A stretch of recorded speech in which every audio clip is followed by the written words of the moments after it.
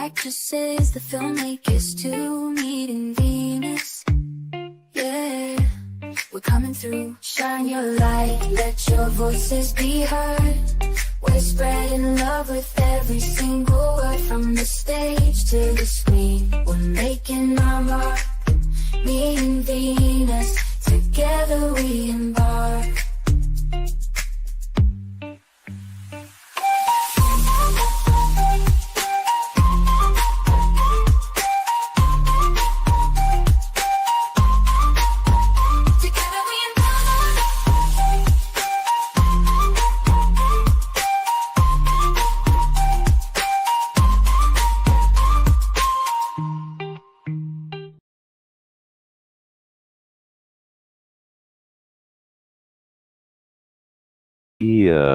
Rosenbaum. She is an actress, and she has new films as well, and many projects. How are you, Jackie? How's I, everything? I'm great. Thank you so much. How are you, Sharif? Well, thank you. Everything is fine. Thank you very much. Tell me a little bit about your interest into the art. How did it start, and what influenced you to pursue acting later on in your life? Yeah, that's a great question. The truth is, I don't really know, honestly. I just remember being really drawn to it from a really, really young age. The truth is, my earliest memory um, regarding this is like my great uncle asked me one day, I must have been like 4. He asked me, like, what do you want to be when you grow up? And I was thinking, like, I never thought about it before. So since he asked me, I started thinking about it. And like, the only thing that came into my head was actress, the word. I like barely even knew what it was. It wasn't like I even had some sort of conscious understanding. Like, I wasn't thinking I want to be on TV. I wasn't thinking anything specific. That was just the only word that came into my head.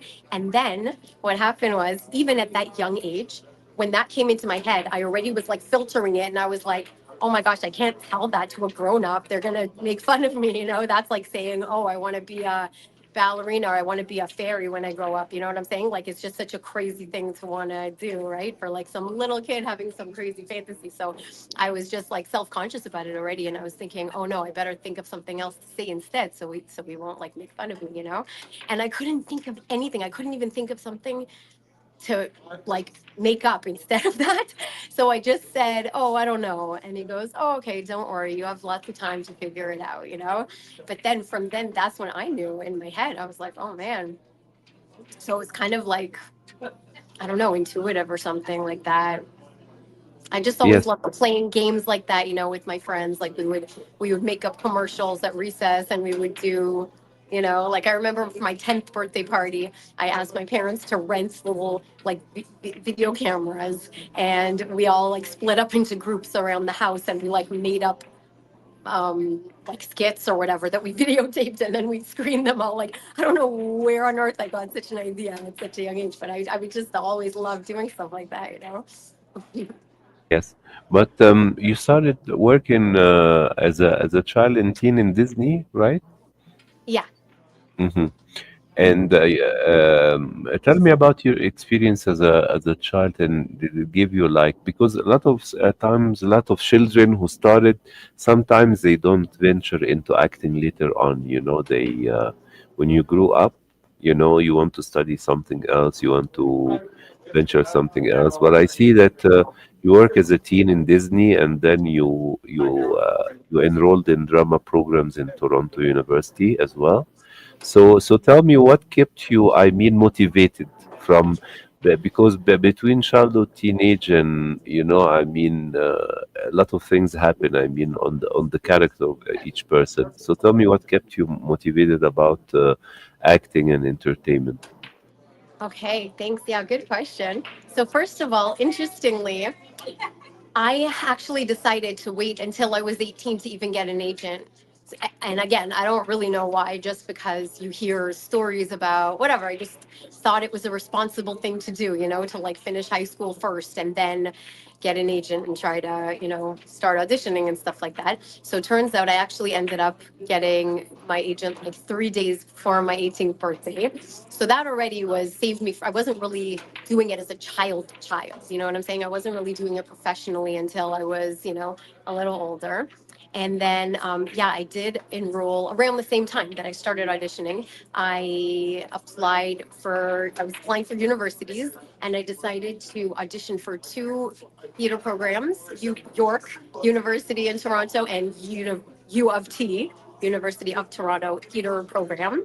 And also, I actually applied for the Schulich School of Business. I applied for a business school also because I really like math, actually. So I just was like, why not? Let's see if I could get in. So I ended up getting into all three of them. And then I was thinking, okay, let me think, what can I actually do? I was like, what, in deciding which one I wanted to do, I was actually just thinking, like, what could I picture myself spending most of my day doing? That's kind of how I was choosing my major. And even though I love math, I just figured like I wasn't sure that I could spend most of my day just doing math. But I felt like, drama related things, acting related things, I could picture myself kind of doing most of the day and like being okay, like not burning out or whatever. So I decided to pick one of the theater programs. I decided to go to U of T. And actually, the summer before I started first year university, that's when we actually shot the pilot for the Disney series In a Heartbeat. So it was right before I started university. Actually, we shot the pilot, and then I did 1 year of full time university, and then toward the end of the year, we got news that the pilot was picked up, and it ended up going one season, and that season was shooting over the summer between my first and what would have been my second year. And as it was getting toward, like our shoot schedule was going till about halfway through October. So my friends on the show and the producers were starting to tell me, like, you realize you're not going to have time to do this and also go to school full time, right? And the producers were actually even telling me, like, why do you want to go to theater school even? Why do you want to continue? Like most people who, let's say, I don't want to say most, but a lot of people who graduate from a theater school and then they're starting to audition for film, right? Film and TV. Often, this is what the producers told me. They said, look, often they have to kind of unlearn a little bit because theater is different from film, right? Theater is like you have to project to the back row and you have to be like over the top kind of. And film is like, my gosh, if you have a thought, it can like read your mind. So oftentimes they say, listen, if you're already working, like maybe just don't worry about the whole theater school thing.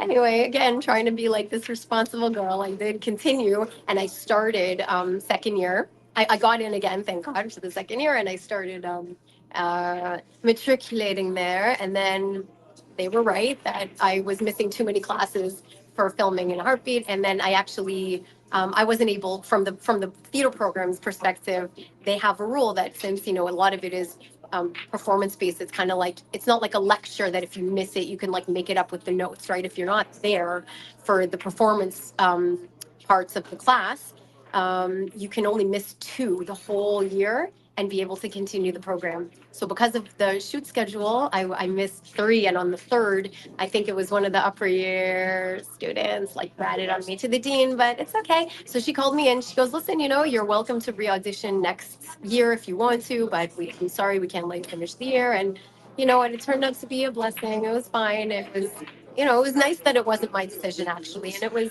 early enough that I got to get most of my tuition back. And so yeah, it's not laughing at me. You can't hear what I'm saying. Just something really funny going on over there.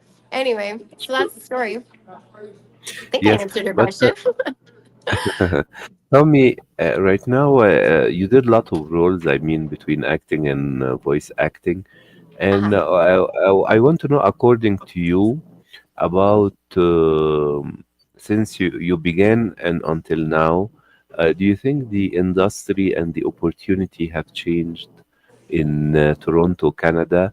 Because I know a lot of talents from Canada and other places, not only Toronto, from Quebec, from other places in Canada. You know, you'd like to go instead to New York or Los Angeles to pursue acting career. So Mhm. so tell me, and it's very challenging and competitive. I mean, tell me, according to you, do you think the industry have changed, and how do you see the opportunities for you for your generation? I mean, for actors like yourself and performers. Yeah, good question. So, yeah, definitely things have changed. I mean, one of the major things, I mean, the truth is, I didn't do that many ads, let's say, throughout, my career. Like at the beginning, a lot of people, let's say, start with commercials and then they do the smaller TV roles and then more. Like, I didn't have that many ads except in voiceover. Voiceover, I did a lot of voice ads, happens to be, and a lot of animated series and stuff like that. So, the thing that changed in the last few years is in Canada is a lot of the commercial industry, because there's been kind of a lockout. There's been a kind of controversy with the you know producers making ads using non-union. Like I'm a union actor, right? So for me, also it's different. Apparently, the non-union stuff going on now is, I think there's more opportunities for non-union actors than union actors, which definitely didn't used to be the case. Apparently in Vancouver, it's not the case. I was just speaking to a fellow actress about that who came from Vancouver, but then she's not union yet, right? So she was telling me that, oh, everything you see in Vancouver is all union, union, union. And then she's thinking, why would somebody hire me instead of a union actor when they have to pay for the I forget what they call it already. They have to pay for something, a permit, I think, yeah, for for them to be apprentice part of the union and everything like that. So she came to Toronto, and because of this whole thing that's been going on the last few years with the commercial industry, it's really turned it on its head, honestly. And I just want to actually shout out to the American Union SAG-AFTRA, because I just saw our union sent out, and also my agency sent out a copy of a letter that went out to all the SAG-AFTRA members, encouraging them that if when they get a breakdown for something that's shooting in Canada, to check whether it's union friendly or not, because if not, then like they're basically encouraging them not to audition for them and to kind of take a stand on our behalf, on the actor members' behalf, because it's been like they took it to parliament and it's a whole thing. I don't want to like get into all the details. It's something like people can look up if they want to really know more details, but that's been a major change in the last few years. There's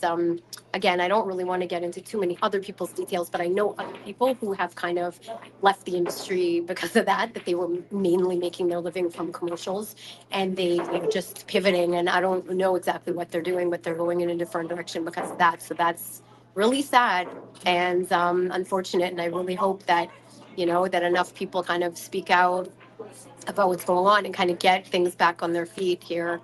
That's one thing in the commercial industry. And yeah, and it's just, COVID kind of changed a little bit. That's when I was actually kind of coming back and transitioning back, because I was, I took a break. I think we talked about that from, I stepped away from on camera work for a while, and it was just around before COVID that I started coming back. So again, I was mostly, I was doing some voiceover work and a couple things here and there and then COVID hit. So for me, that's also, been, it's kind of still, it's not exactly in my head, but it's kind of like that's the kind of phase 2 industry that I remember, like coming back into. So it was different from how it was back in the day. But the truth is, even back in the day, like, you when you book, and in between, like even if you're doing a lot of stuff, let's say when I was doing the Disney series, and then okay, we weren't sure whether that was going to come back yet. So even though like it could be, months before you book something else, but then okay, you book a lead in like a guest lead on this, and then you're in, you're still doing your animation thing. Like the truth is, looking back for me back then, I realized that it was like I was doing much more than like it felt like, right? Because even if you're working full time as an actor, it's not really full time, right? It's not like you're not going to an office for 8 hours a day. If you're working on on a series and you're regular on a series, yeah, you could be going in every day for a few months, let's say, or even I could be going in, once a week, or one week, one day, one week, and 3 days the next week, and then I'm off the next week. Like, let's say, like that's still full time, right? So it doesn't necessarily feel like we're doing a lot, but then that's kind of just the nature of this industry. Like, also with these last couple of things that I've been doing, it's like, um it just helped me put it in perspective, to be able to be so blessed to have, shot these, two independent films, and I'm, this new another little series that I we didn't talk about yet, but maybe we'll get to it. And it's like I was also recovering from a concussion this past year, so I was a little bit incapacitated, and to be able to, like, I literally, this first movie I literally shot while I was really still suffering with traumatic brain injury symptoms. And I told them that when they called me and they wanted to hire me to do this. I said, listen, I want to do this. It's such a meaningful project, and I really relate to the character, and I would love to be a part of this. But I have to, like, full disclosure, because it's not fair to me to show up on set and then all of a sudden, hit them with this whole, oh yeah, I have a traumatic brain injury and I need to, like, lie down, in between like takes or whatever. So I said, listen, I'm not really at my full capacity. I can't have I can't have two, like, heavy shoot schedules, like, shoot days in a row. Is that okay? I'm gonna need to recover in between stuff, because I'm real, and thank God they agreed to that. But like that also kind of, made it a little hard for me to be at my full speed ahead. But you know what? It is what it is, and it's like so exciting to be finding out that they're getting into film festivals, they're winning awards, they're hopefully making a positive impact. So yeah. So this is Set Me Free, right? Yeah, the first one, So this is actually like a series of two so sequel. far. The Hmm. first one is called Set Me Free. Yeah, go ahead. Yes, and the second one, you didn't appear in the first film, right? I did, yeah. You did, yeah, yeah. So Mhm. tell us about the premise. I saw the trailer. It's about the Jewish community. They are in Canada or in the United States.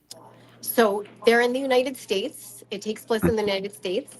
And the name of the second one is called Forever One, by the way. Mhm, And so I play the same character in both.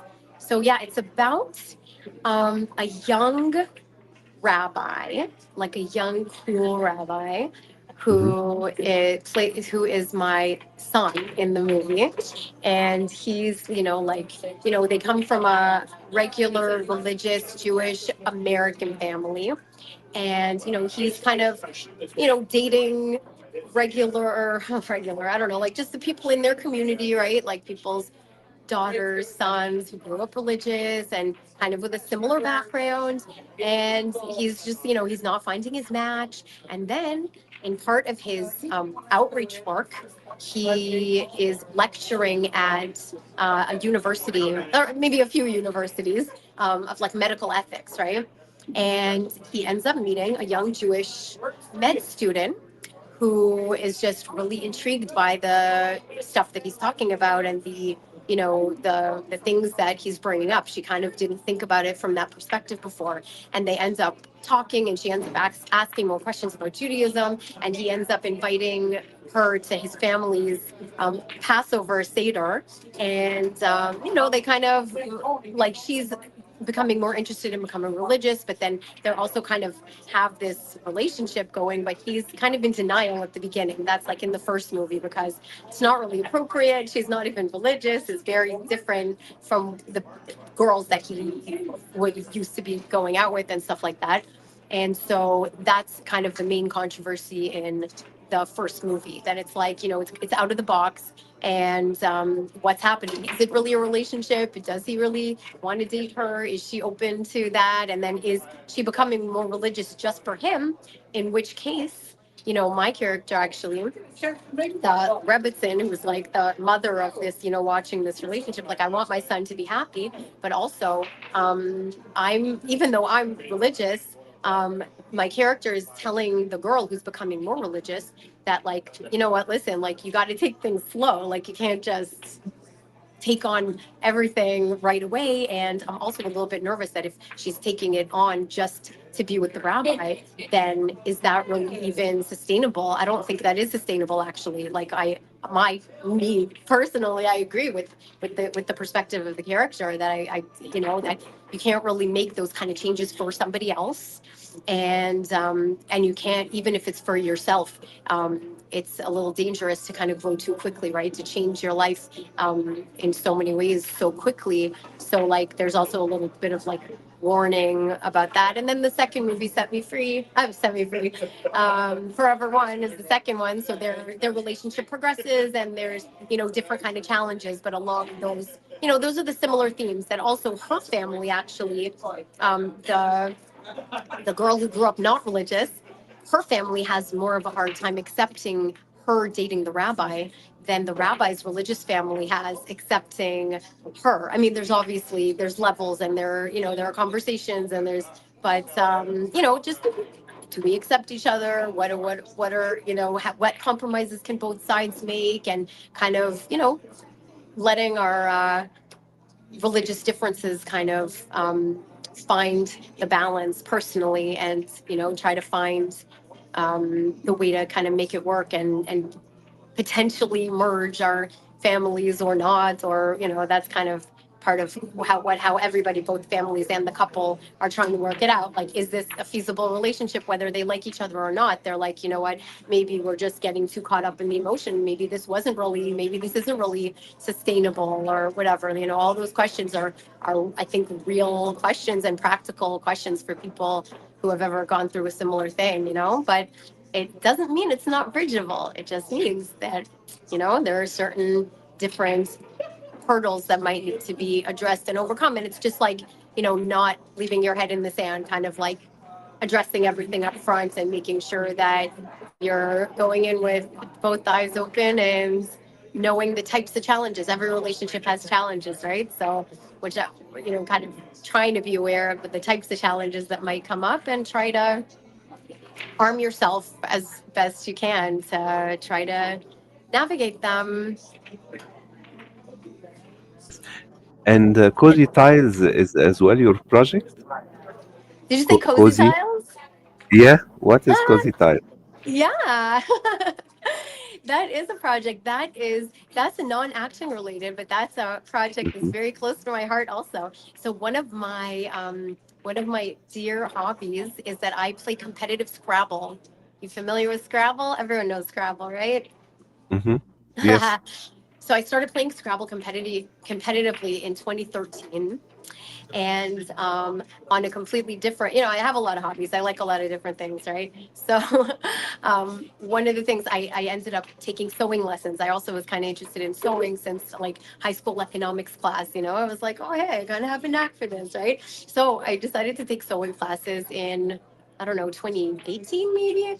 And then the last thing that this teacher was, she was teaching me with patterns, like how to make a dress, how to make a skirt, and I chose the patterns, whatever I wanted to learn how to make. And then I was stopping the classes, and I kind of had like an extra hour at the end. So she said, look, what do you want to do? You want to just go home early, or do you want to learn to make something that you can make in an hour? I was like, sure, why not? So she's like, okay, here, take a little bit of fabric, and she taught me how to make this little drawstring bag.